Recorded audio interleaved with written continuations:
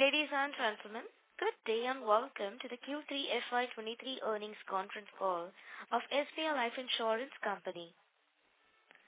As a reminder, all participant lines will be in the listen-only mode, and there will be an opportunity for you to ask questions after the presentation concludes. Should you need assistance during the conference call, please signal an operator by pressing star then 0 on your touchtone phone. Please note that this conference is being recorded. I now hand the conference over to Mr. Mahesh Kumar Sharma, MD and CEO, SBI Life. Thank you, and over to you, sir. Thank you very much. Good evening, everyone, and we heartily welcome you all to the results update call of SBI Life Insurance for the period ended December 31, 2022. Update on our financial results can be accessed on our website as well as on the websites of both the stock exchanges.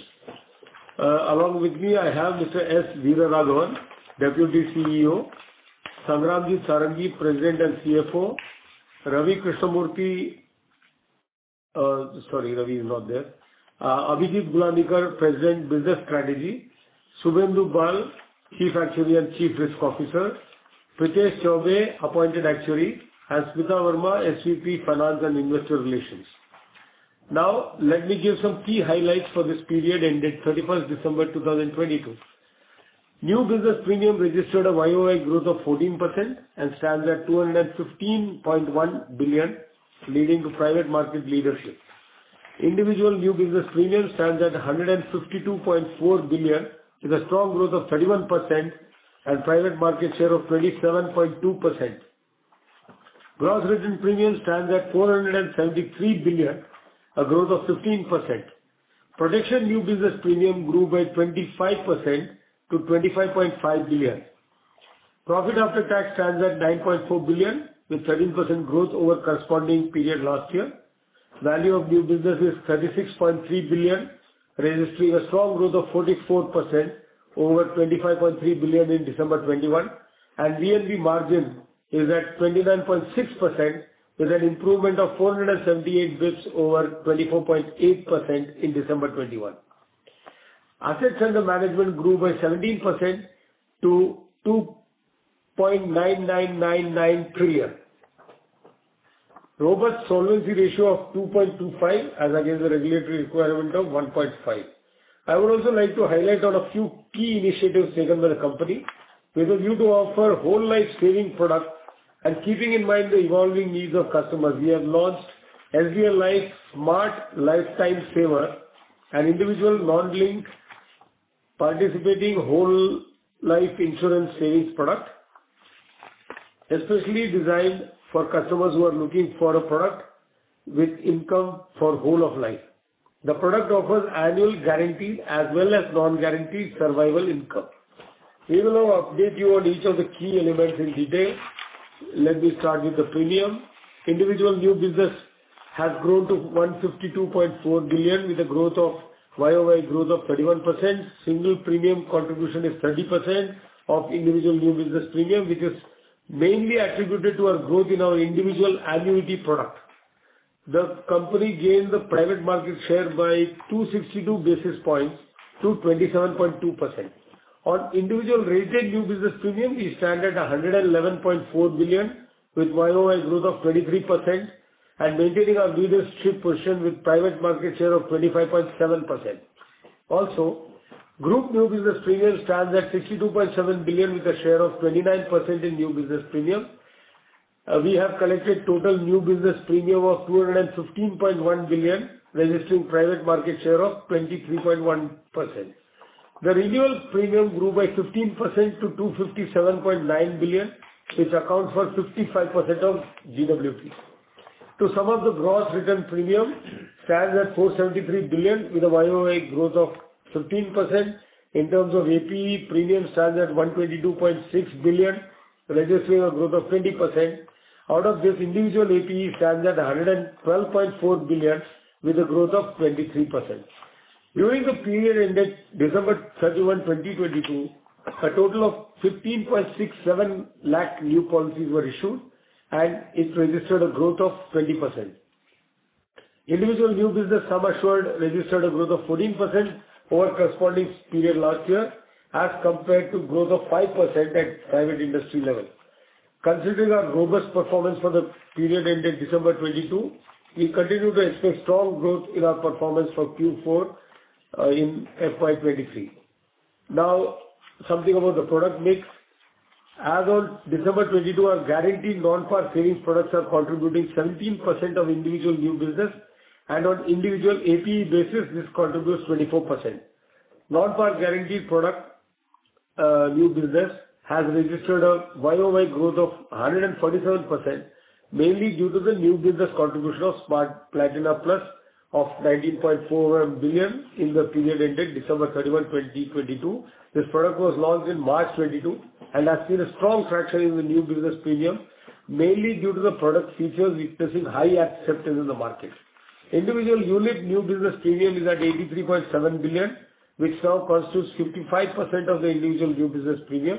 Individual protection new business premium is at 7 billion, registering a YOY growth of 12%.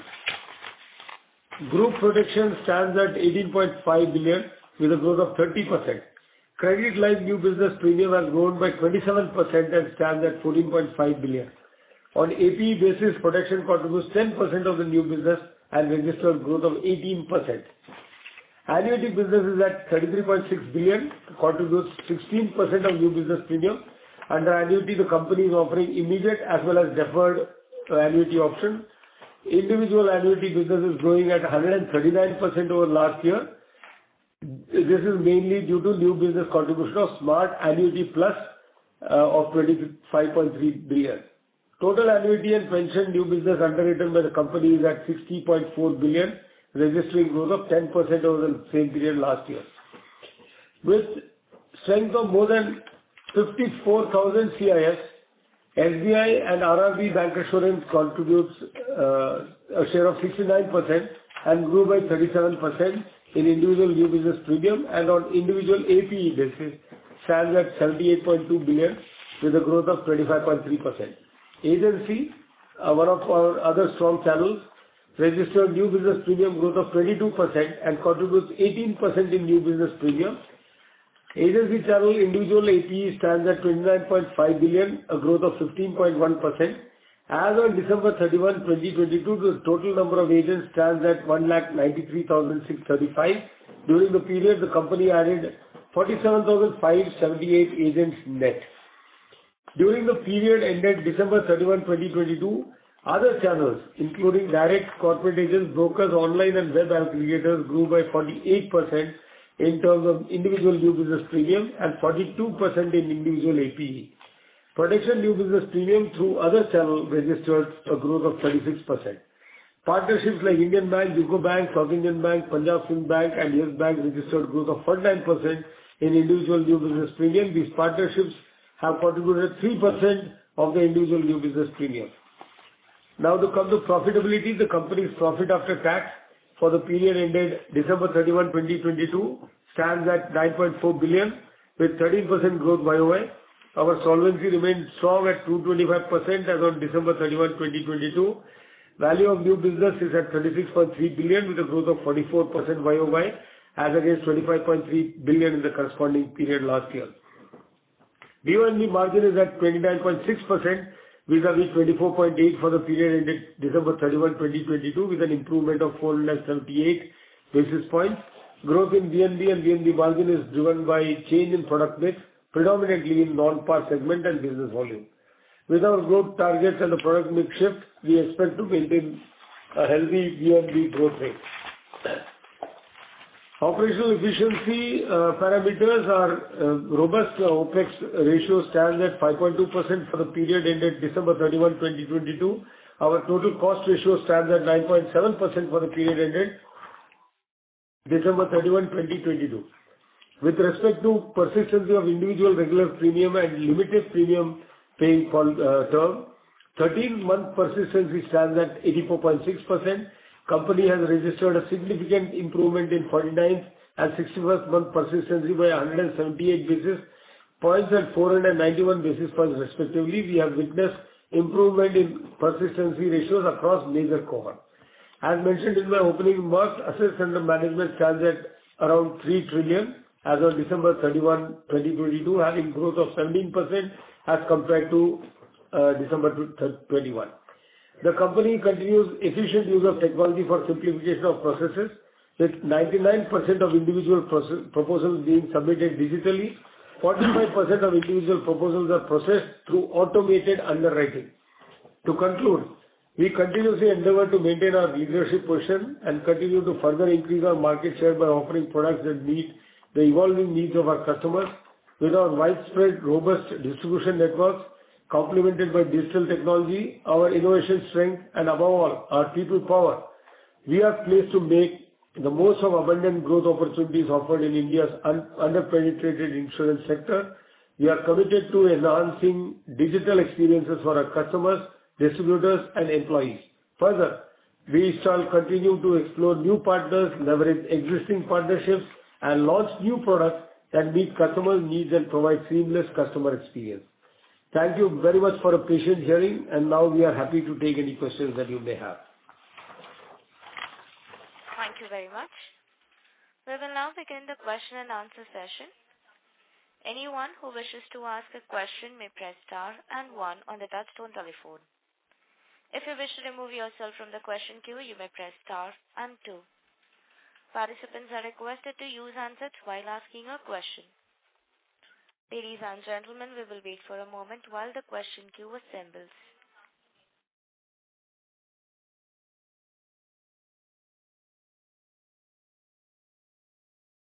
The first question is from the line of Avinash Singh from Emkay Global. Please go ahead.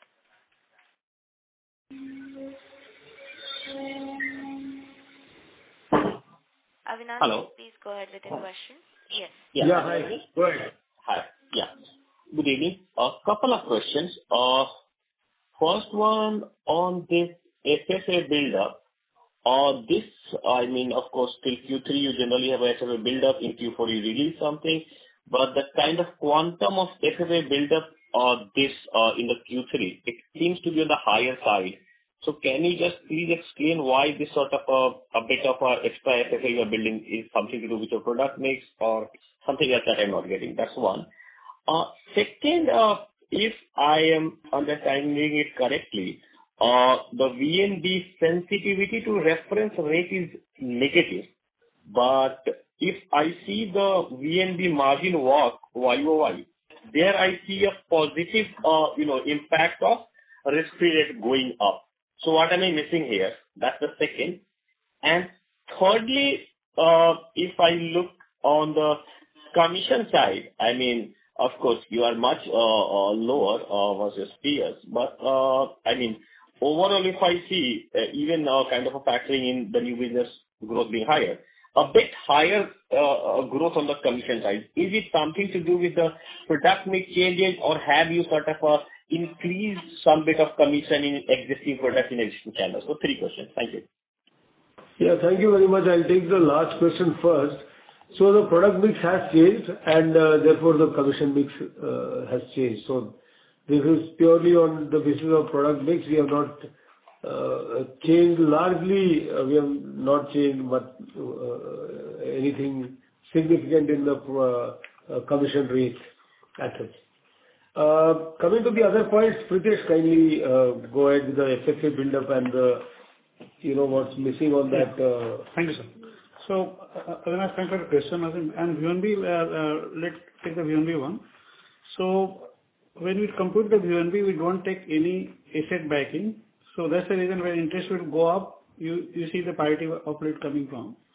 When you do the sensitivity, we do take the asset backing benefit. So, if you see, we are writing a lot of non-par products, and to hedge the interest rate risk, we do write forward rate agreements. Now, when interest will go up, MTM losses will incur on the FRA, and that's the reason you are seeing the sensitivity is giving negative direction in upward scenario, whereas in normal walk, you are getting a parity. So in general, if I have to remove this FRA benefit, you might be seeing the parity sensitivity on the interest rate as well. Yeah, very clear. So if you can help me on FFA, yeah. Yeah, and FFA, you see, that's what happened. FFA, we normally assess our asset share calculation, declare the bonuses and recommend in the third quarter. What's happened, we see a lot of improvement in the par persistency over the period. And when a policy gets revived, you get significant premium, and then you have to ultimately go and declare those bonuses. So it's a natural things. And second thing, you see the par business has not done to that extent that used to happen.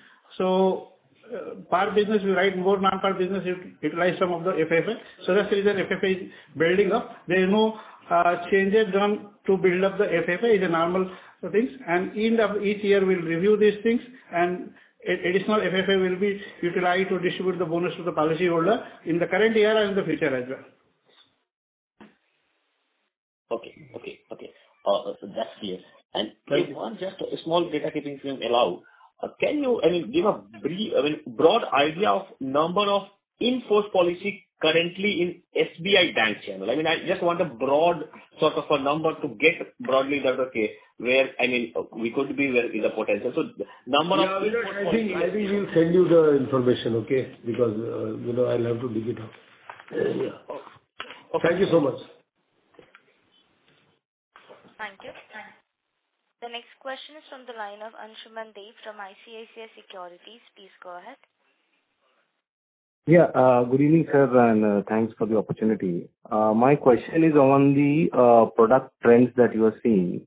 So we have seen a little bit of improvement in the ULIP mix in this quarter.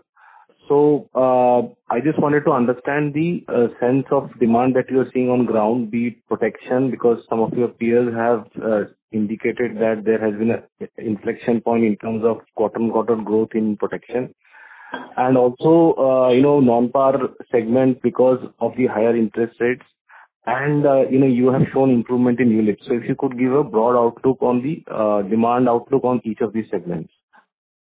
So see, basically, protection is something which is growing. And so for us also it's growing. And in the till December end, we have 25% growth over last December.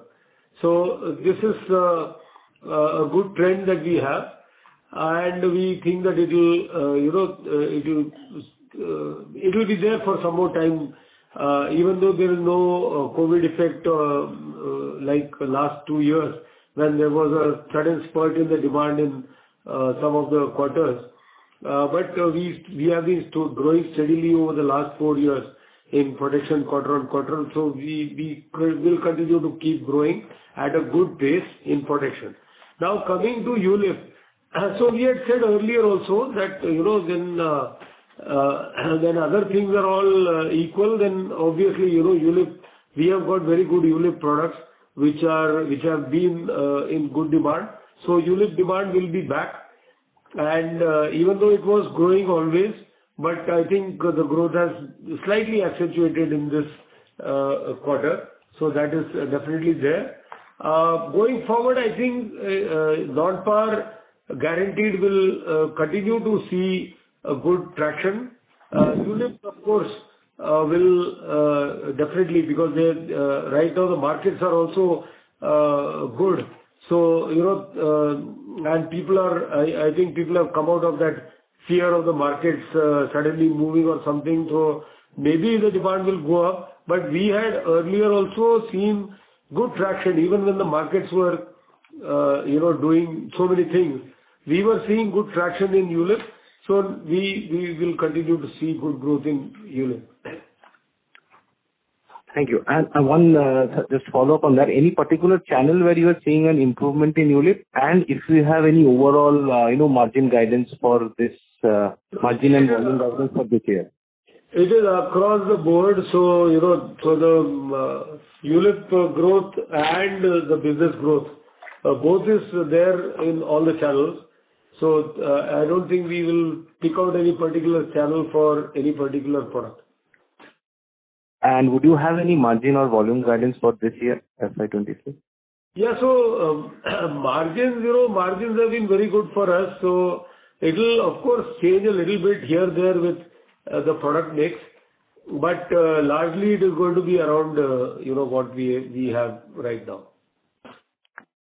Fair enough. Thank you, sir. I'll get back in the queue. Yeah, thank you. Thank you.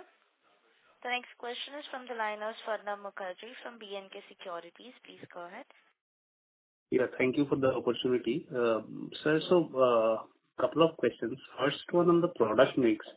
So now ULIP mix for the third quarter is quite close to what it used to be earlier. Now, I wanted to understand, would we be, having some kind of a target mix in mind, or we will kind of offer the products to the customer and then let the product mix take the shape? What would be our, strategy in this? Because earlier I thought, yeah. So just what you said is what I've been maintaining for a very long time now. We actually have the entire product suite, and we offer to the customers, and whatever comes out of that. Of course, we get the feedback from the customers what products are good, and we do keep changing or adding products to the bouquet. But largely we don't really aim for a particular product mix. But then what we would be looking at probably is about 60% around thereabouts ULIP, and remaining to come from the other products. So that's largely around. So I wouldn't be worried about 4 or 5% here there, because it's finally what the customer wants, and if it is giving good margins and it's giving a good product to the customer, then I think it's a win-win for both of us. I think you must have got my reply.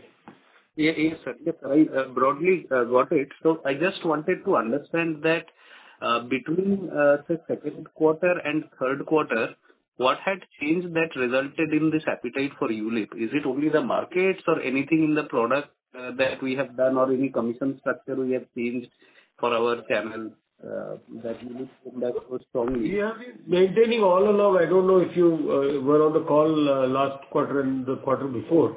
I have always been maintaining that ULIP demand will be there.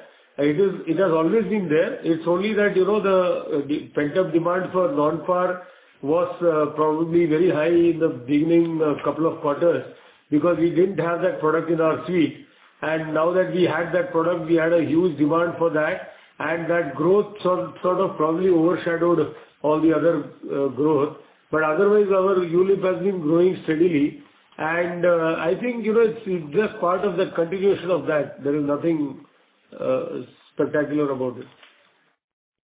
Okay, sir, that's helpful. In the non-par product, this new variant, what would be the contribution in terms of AP within the non-par basket?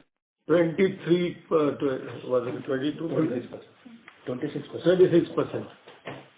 26%. And given that, this environment, I mean, this particular segment is very competitive, and few players have also increased pricing. Yeah, 22, I'm sorry, 22, yeah.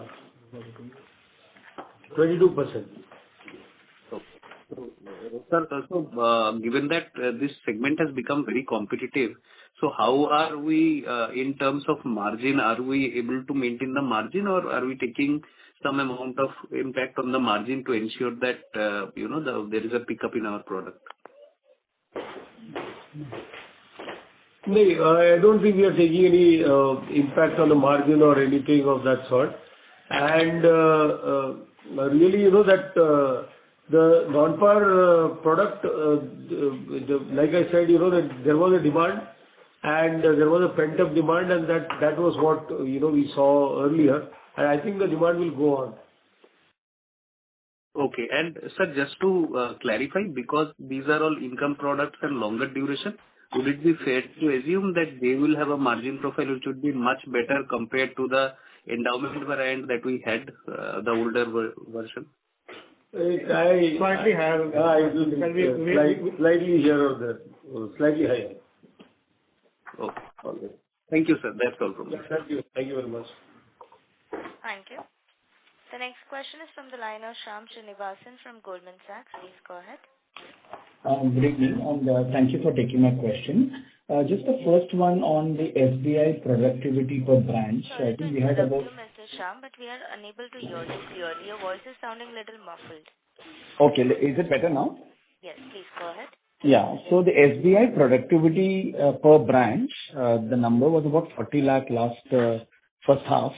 We've seen it jump to 62. Is it just seasonality that the bank starts doing more in Q3, Q4? Is that the explanation, or have we done anything in terms of a strategy to kind of push up the productivity in the SBI branch? No, the seasonality takes care of that. It is normal. Got it. So in terms of when I try and look at you and compare this to some of the private peers, this number we are now closer to where some of them are. Do we think there is upside here from a productivity per SBI branch perspective? And what's working for us? Because we are now bridged the gap between them. But if I were to look at penetration numbers of SBI bank customers, I don't think it's the same, right? So just if you could help us understand what's happening at the branch level. So, we have been expanding the market. If you look at the number of policies that we sell, the growth has been huge. I'll just give you a sense of the number. The NOP's growth. 15 lakh policies. Yeah, growth. Growth over last. Around 20%, 19-20%. Policy? Yeah. Number of policies growth was 22%. Yeah, 22% policies growth, and in a market where almost, if you look at the industry, the policy growth has been negligible. So, in that industry, if you look at 1 year CAGR, 3 year CAGR, our number of policies growth is huge. So, that, that explains the slight difference in productivity that you may find with other players. So we are selling everywhere, not only in Bombay, Delhi, but we are selling in all the places across the country. And we are introducing newer players to the market, newer buyers to the market, newer people who are insured. Obviously, the ticket sizes are going to change a little bit, and therefore the productivity, is going to be slightly lower. But going forward, we would track the number of people that we cover, the NOPs, plus the average ticket sizes which are increasing, and plus the number of branches that are selling. So, all these parameters will keep increasing. Shyam, to just clarify further, we do expect our productivity per branch of SBI to go up. And you rightly pointed out that, we are not penetrated the customer base of SBI. There is still some leeway there for us to catch up and increase our business through the SBI channel. So is it just data point? Is that number like 2% of SBI bank customers have an SBI life policy? It is very rough, because we don't have the exact data of SBI customers. I wouldn't. Fair enough. Second question and last question. Yeah, got it. Second and last question, just on protection, just going back to some of the earlier participants. 9 months we have got 18% APE growth, but retail has been slower than group. But if I look at QOQ, like Q3 versus Q2, there's actually no growth. In the sense, it's flat. If I were to look at YOY on retail, Q2 was a 3 or 4% decline. Q3 is just plus 4%. So I just want to understand competitive dynamics here, sir. I think many of our peers now have launched the ROP product. Some of the peer 2 days back has 30% coming from ROP versus 0 3 or 4 quarters back. So anything that you're seeing from a competitive standpoint that is leading us to lower retail protection growth? Thank you. See, our customer base is totally different from what the others are selling to. So I'm not trying to sell to the same people. So the question of somebody preferring somebody else's TROP over mine is, very vague, because our agency is one of the strongest, and we are there in, so many banks. So really speaking, when I'm pitching to the customer, I'm pitching to him. And we have been selling TROP for such a long time, It is probably some kind of a catch-up that many of these people may be doing on the TROP because they didn't have this product, and now they are able to pitch that product or something like that. But having said that, our protection growth has been quite strong. If you compare the particular quarters that you are comparing right now, you will find that they have grown. You know, our production has grown in those quarters, and that is why you may find that the comparison is like flat. So that is the only reason I can ascribe to it. Our demand for protection has not been affected by any other company bringing in any product, similar product. Got it, sir. Thank you and all the best, sir. Thank you. Thank you. Thank you. The next question is from the line of Madhukar Ladha from Nuvama Financial Services. Please go ahead. Hi, good evening, and congratulations on a good set of numbers. I had two quick questions. One, what are the margin buffers you have? I know that you change your assumptions at the end of the year. So, I wanted to get a sense of if there is any, are there any areas where, you could see some positive or negative variance, some color on that, persistency, mortality, expense assumptions that could help or drag margins? That and second, your agency, continues to do very well, and you've beaten peers by a big margin, if I look at it over a longer duration of time. So, can you help us understand what really has driven this good performance? So, about the margins, really speaking, we don't have anything to say. So we have given you a color about the product that we are expecting to sell and all that. So, it's I wouldn't like to add anything to that. But about the agency, the idea is that we are doing a lot of things there. We have increased the agency force, and now we have not yet got the entire fruit of the efforts that we have put on the ground. So we have, increased the agency force by a huge number this year, almost 46,000 people we have increased this year. And the benefit of that is going to come now. So really speaking, whatever we see in the agency, we'll probably see the growth coming, heavier growth going forward. So we are doing the right things out there. We are taking care of our agents. We could say that we are generating so much employment out there.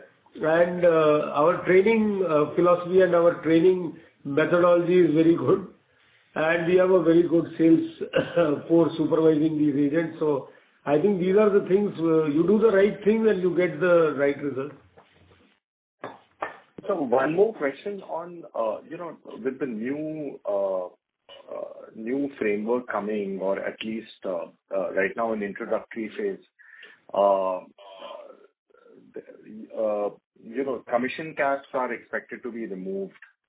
Wanted to understand how is, SBI thinking about it? Have we had any discussion? Could SBI come and increase commission rates for us? So, really speaking, that you'll have to ask SBI, but right now, we don't expect any such thing. More importantly, it's not only the commission cap that matters, it is a whole other host of things that are actually involved in that. And then, even if the caps are gone, it is not as if you can simply pay through the nose to get business. You have to have a board approved policy, and then there will be so many other things that are to be taken into it. So I don't think that it is going to change the ground reality too much. Okay. Thank you, sir. Thank you. The next question is from the line of Sanket Godha from Spark Capital. Please go ahead. Yeah, thank you for the opportunity. Sir, when we see the non-par business, which you said pent-up demand led to the growth, but if you look at from second quarter to third quarter, the growth seems to be plateauing around 950, 960 odd crores. So given the deposit rates are moving up across the bank, is it required that we need to up the IRRs in the non-par product to probably drive the growth further from what you have achieved till date? That is the first question what I have. And the second question, sir, is that our ticket size in non-par is 60% of probably ULIPs. So if we really want to achieve the growth, what we have guided somewhere around 20 to 25% for the entire year and subsequently, so ULIP still remains the core given the ticket size is higher. So really, given this quarter growth is driven by ULIP predominantly, or more importantly, by ULIPs. So you believe that ULIP is core in the entire thing to manage the growth. Otherwise, we will have a quarter like second quarter where we struggle to grow. No, so as you see, the first 2 quarters were almost entirely driven by non-par product. So I don't think that it is we have to fall back on ULIP or that something like that. I think it's a very drastic statement to make. What I would say is that as we have said before, we will let the customer determine what he wants, and if we find that the demand is not there or demand has gone down, because we are also talking to the people on the ground, we are talking to the customers. It is not as if the customers are buying it blindly or something. Our people are talking to the customers, and when we get the feedback that there is a question of the pricing involved, then obviously we'll take a calibrated look at that, because we'll have to look at the market, how we see the long-term interest rates going. All those things we'll calibrate, and then we'll take a calculated call on that. But right now, if you tell me whether I believe that only ULIP can grow, I'm sorry, I don't think that is the correct position. The other thing is, will I say that I will grow by non-par irrespective of how what the customer wants? No, I will not do that. I will, we'll try to strike a good balance between what the customer wants and what we will be able to offer. So, that is how we will try to do great value for the customer, at the same time not actually, burning a hole in our pocket. Got it. But sir, are you getting an incremental feedback from the customers or your branch managers or agency channel that now you need to increase the IRR because your product IRR looks a little not competitive versus the bank deposit rates? I have not received any such feedback. Got it, sir. And sir, a couple of more questions. One question is that there was a news article or there was a diktat from the finance ministry that PSU banks should avoid mis-selling. So taking that statement on face value, do you think there could be some cautious approach by the State Bank of India to incrementally grow given it has come from the country? Our mis-selling ratios are the lowest in the industry, period. So I don't really need to, think about mis-selling as one of the reasons for any reduction in growth. Okay. And the last one, sir, if you can tell us at the end of 9 months FY23, what is our hedging coverage ratio? Means what are the future cash flows based on persistency, what you expect? How much you have hedged with all the possible instruments like forward rate agreements and PPD today? Today, I think it's a too much of a futuristic kind of a. No, I'm asking current coverage ratio. So today, what based on the anticipated cash flows, what is the coverage ratio you have today? Yeah, so we have hedge enough hedge, sufficient hedge according to our policy. Okay, sir. That's it from my side. Thank you. Yeah. Thank you. Thank you. The next question is from the line of Neeraj Toshniwal from UBS India. Please go ahead. So I had 2 questions. First is on group protection. If I look at it on sequentially, it has actually come off. Is it coming from GTI or credit life? So if you can split the growth numbers for both Credit Life and GTI?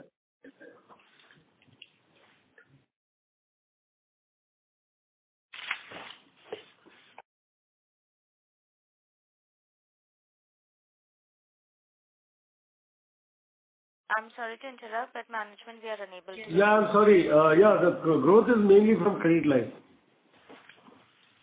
Okay. Can you substantiate it? How much would that be, the growth number? And if GTI, we are cutting down on the kind of mix, if you can give the numbers. I think we have, we'll have to give it to you later. Okay. And what is the attachment rate now? Have we seen, because of the improving disbursements, has the attachment rate started moving up? About 50%. About 50%. That's interesting. And the second question was, if I look at the data in some channel mix, what we have given in presentation, the ULIPs are actually down on agency channel. While I was expecting that because of the MDRT closure would have picked up. So have we any kind of KPIs you have kind of, given to different channels?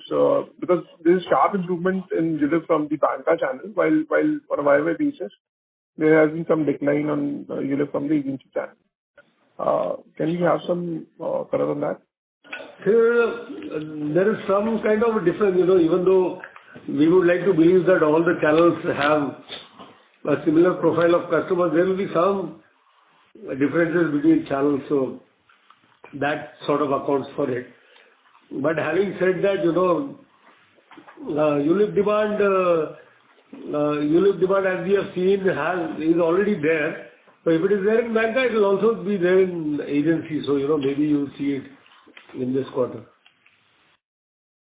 Yeah, but it has actually declined 5% YY. So might be last year was very strong. Could be impact of base. Okay.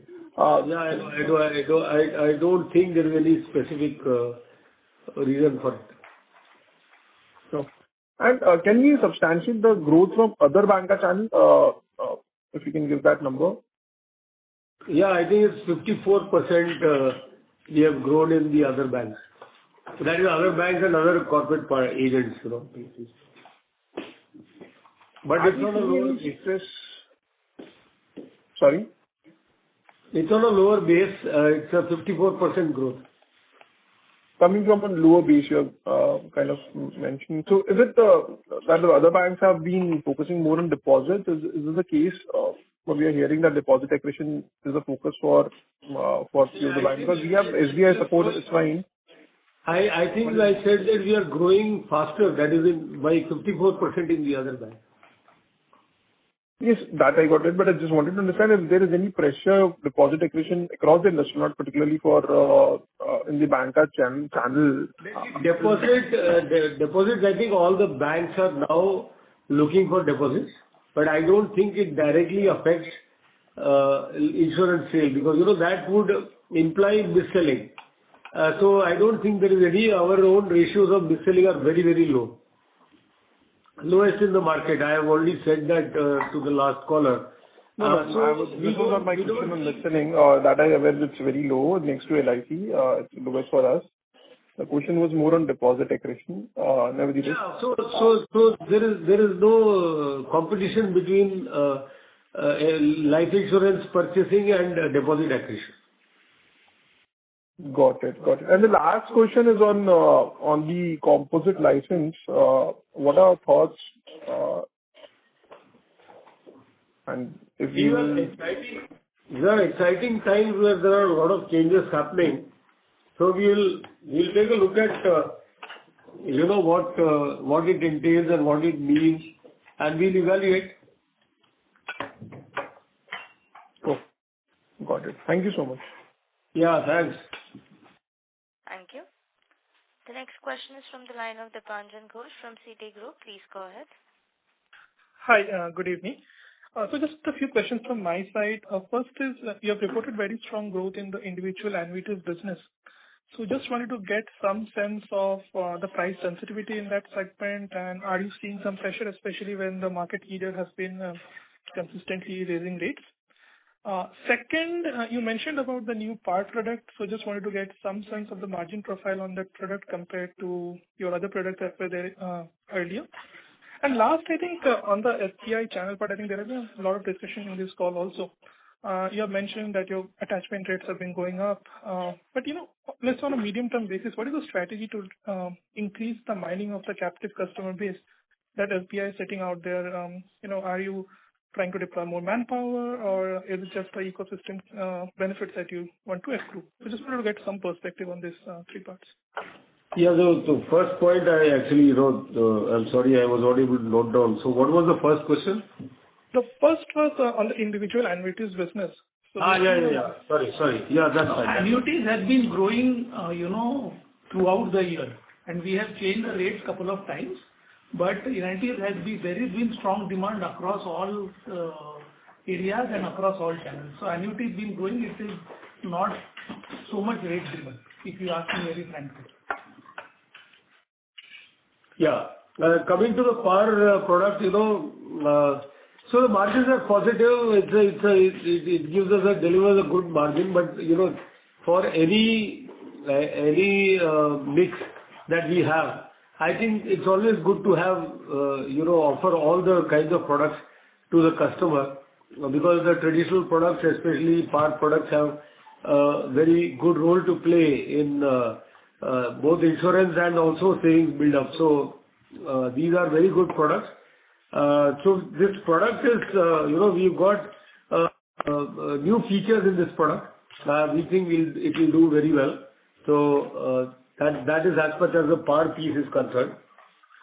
And SBI, see, what happens is that SBI has a lot of customers, and insurance awareness is something which we are trying to create. And as and when we are able to create more and more awareness, more and more demand comes, and we are able to do better. So I think, that is one of the things.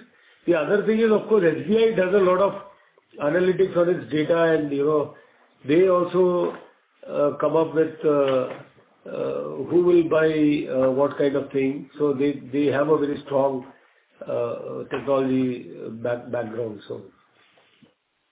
Sure. Can I squeeze in one more question? Yeah, sure. Go ahead.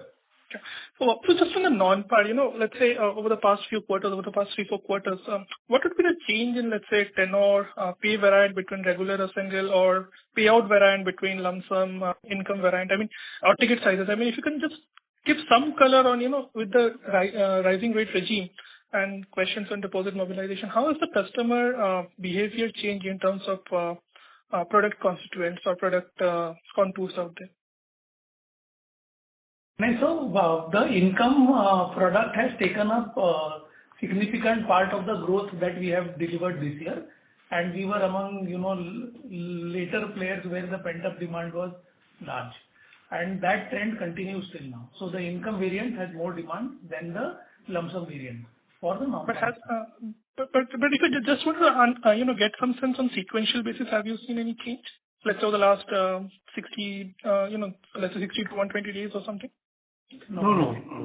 I think what happened in the first quarter, last day of the last financial year, when we launched the income plan, we do see a lot of attraction, so income going up, and then endowment, so both up.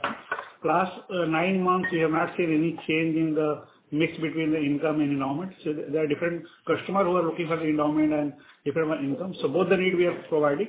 Only one benefit we got in the fact that now we have a complete suite in the non-par income side, both in income and endowment and annuity. So I think that's a change happened. But to be honest, last 128 days or last 10 months, we have not seen any change on that side. Okay, sure. Thanks, and all the best. Yeah, thank you very much. Thank you. The next question is from the line of Nitesh from Investec. Please go ahead. Sir, thanks for the opportunity. Firstly, can you talk about operating variances experience during the first 9 months on persistency and mortality? See, as you know, we have not disclosed this AOM variant we normally disclose in the year. So once we declare, then we will able to be comment that. Just to give confidence to you that both the persistency, all three operating variance, persistency, mortality, and expenses, there is a positive variance coming from. So there is not a single operating variance where we see any challenge in terms of the profitability perspective. Sure. And secondly, at the SBI Bank, how many manpower that we have deployed?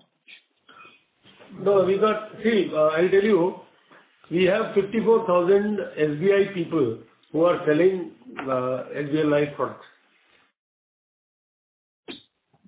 Okay, but we don't have any manpower supporting those people. We have manpower. We don't want to go into that detail. Okay. And lastly, if I look at the VNB margin walk, there is a positive benefit of economic assumptions. If you look at it, as interest rate increases, our ULIP margin should come down. And since non-par is already hedged, there should not be any margin uplift. So what is giving us margin uplift because of interest rate going up in 9 months? See, the two things happen. You see this 9 months is yield curve move up significantly. Secondly, we do sell the higher non-par product proportion, which is non-par product we must have.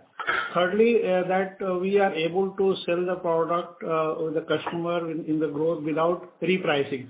So we get able to optimize the interest rate uplift in our margin, and that's the reason we're getting the upside down. So I think all those things should be a part of new business profile, right? As interest rate moves up, ideally the margin should come down. So, no, it's not necessary, because in case of ULIP, you will get the down. In non-par products or even the traditional one, you get upside, because you are guaranteed certain thing and you're getting certain results. So interest rate up, you'll get a positive uplift in that side. Interest ULIP, you get a negative variance, and depending on the composition of your margins, VNB composition, you'll get the uplift. So we have the very positive composition coming from the non-linked products. That's why you're seeing the positive variance. Okay. Got it. Thank you, sir. Thank you. That's it from my side. Thank you. Thank you. The next question is from the line of Amit Jain from Axis Capital. Please go ahead.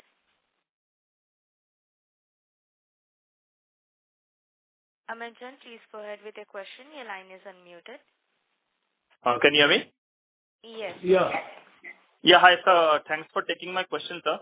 So I had a question on margin. So if we see that your new business margin for H1 was 31%, whereas for 9M it is 29.6. So this decline is due to some change in assumptions, or are you seeing some margin pressure on some particular product? And for full year, will it be fair to assume that we should take a like sort of 30-31% margin? Is it fair to assume? No, basically the change happen only on account of the product mix change. So if you see the 6 months versus 9 months, you see the ULIP proportion increase, and ULIP has the margin lower than the company average margin, and that's the reason we see some movement happen from the 31% to 29.6%. There's no change in assumption. Okay, and for full year, will it be fair to assume that it will be in this range, around 30% also? Yeah, hopefully that's we always keep saying that margin will be, we drive the VNB and margin outcomes. So, but we expect the margin will be around in range of 28 to 30%, up and here and there. So, partly maybe you can assume that what margin will declare will be able to maintain that. Sure, sir. Thank you, sir. Thanks. Thank you. The next question is from the line of Deepika Mundra from JP Morgan. Please go ahead. Good evening, sir, and thanks for taking my question. So just on a slightly more medium-term perspective, how at the product level, do you see margin expansion opportunities in specific products, and which would those be? Difficult to comment, Deepika. I think in non-par scenario, depending on the customer demand, I think if you're able to hold up, then there will be certain expansion happen. Secondly, in case we revisit our assumption, and because we see improvement coming on the persistency side and also on mortality side, so there is a possibility some expansion happen. And thirdly, which is most important, that we continue to reprice the product and coming with a different segment. And if there we able to do some particular segment which having higher margin, I think we can get uplift on that side. But not specific to any, difficult to comment on any specific product, but yeah, definitely product line, there will be possibility for uplift in the margin. Understood, sir. And, with slightly moving towards more open architecture in the industry, do you see cost of, new customer acquisition going up? Or do you think that, with SBI, you don't, as a majority channel, you don't face that kind of expense pressure? No, so see, SBI being a major channel is, a reality, so, I will not comment on that. But if you look at our cost structure, the way we have structured our business, both banca and agency, we have lower costs than other players. So that advantage we will hope to carry forward. The other thing is for acquisition of new customers. Now, so what happens is that if there are expectations of higher payouts from partners whom we may try to acquire or something, then we'll have to see whether that is going to be profitable for us. So obviously, we'll have to take it case by case. Got it. And the last one, on health insurance, if any thoughts on, if this is allowed for life companies, how can you leverage the opportunity? Yeah, so health and life, so mortality, morbidity, the actuarial side of it, there are a lot of commonalities. There is a lot of synergy out there. So that would be, that is something worth looking at. But then having said that, we'll have to take a view looking at our business model, which is right now, and then to see whether we want to have a totally different business model going forward. So that is something which we will, sort of evaluate internally, and then if such a thing possibility comes up, then we'll see what we need to do. Okay, sir. Thank you so much. Yeah, thank you. Thank you. The next question is from the line of Nischint Chawathe from Kotak. Please go ahead. Yeah, hi. Just one question from my side. On the VONB walk, can you just sort of call out the negative change in operating assumptions? See, assumption is, so just to clarify that we have not made any assumption in this period, because we're showing this walk from the December 21 to 22. So in March, we have made the assumption changes. So the corresponding effect is reflecting this walk. And if you remember, in March, we have just made the changes on account of the reinsurance rate and their perspective. So absolutely, there are no change in any assumption for this walk.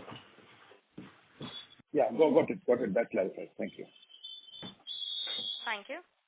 The next question is from the line of Supratim Datta from Ambit Capital. Please go ahead. Thanks for the opportunity. So just wanted to understand on the other channel that has declined year-on-year by around 30%. So just wanted to understand what's happening there. And the second part to that question is, you take into that channel includes all the non-SBI banks. And you said that has grown by around 50%, but just wanted to understand what is the strategy there to increase the CT share from 3% to 6 or 10%. If you could please help me with those two questions. Yeah, so the other bank channel, can you repeat the question, the second one? Yeah, sure. So the second one was that, currently the non-SBI bank channel, that is around 3% of your APE, it's growing at 50%, but it's still very small. And you have around 10,000-12,000 branches. So just wanted to understand how we are looking at penetrating into that branch network. Yeah. So I'll take that first. So basically, we show the potential to the bank, and then we also, we do the same kind of thing that we do always. So the branch, the bank teller or the bank employee will pitch to their customers for insurance, so we develop them, we develop their capabilities, we give them training, we give them the knowledge, we show them the products, and we show them how what product will be suitable for which customer, and they go and they do the selling to the customer as they come across the counter, or whichever way they would like to do that. And so the potential, as you can see, the growth is huge, and that is on a smaller base. But however, if you look at the last 2 years, we have been growing at this frenetic pace both the years. So, there is nothing which prevents us from continuing to grow at this kind of a rate for some more time to come, till the, the low-hanging fruit, as so to say, is all taken up. The first one... So the group business is where the growth has not been very high this quarter, and that business seems to be lumpy, group fund business. That's why you see outside of the individual business where we are showing good growth in other channels, the group business is why the overall growth looks muted.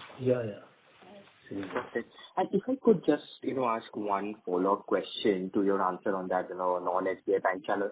So just wanted to understand, given, these are banks which are in open architecture, so you have, other life insurance companies also competing. So how can you impress upon that, bank seller to sell SBI life policies and not other company policies? So see, we don't tell them not to sell other bank policies or other insurer policies. That is the first thing. We show them the product which is good. We show them our mis-selling rates are the lowest. We show them that our delivery is the best. We show them the strength of the company. We have been there for 21 years, and we were the first to start making profits. We have been continuously improving our delivery, our service, and our products. That sort of, really works. I mean, if you go back to the basics, you don't need to be too cynical about it. Actually, good work on the ground will actually get you good business.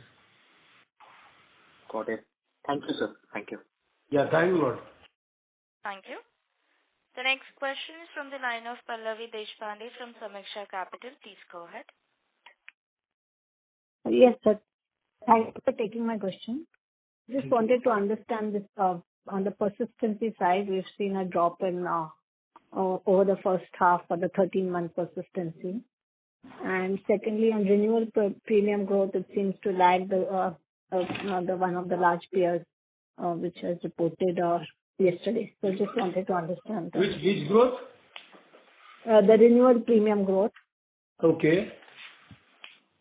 Is lagging HDFC Life, to be specific here. So just wanted to understand, how what would be explaining that slower growth in renewal premiums.